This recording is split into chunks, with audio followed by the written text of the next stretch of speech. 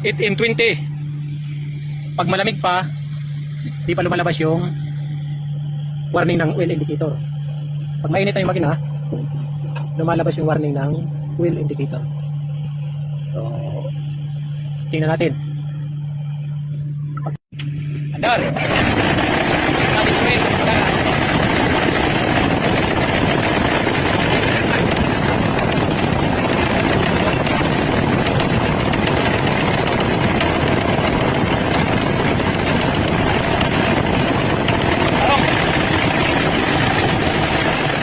So check mo ba kung kailan ta chininsuil ano?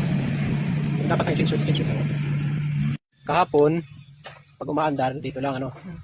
Tapos, pag medyo mainit na, nag-a-alarm yung oil indicator.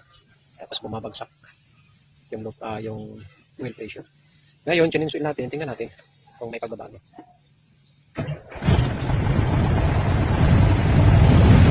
Ayun no, takas na yung palo. So, nagkaroon ng development. Yan, no, mataas na kaya ng kamilor. Tapos pag na-revolusyon, taas na yan. Tapos nawala na yung alarm ng oil indicator. So, ibig sabihin talagang change na yun.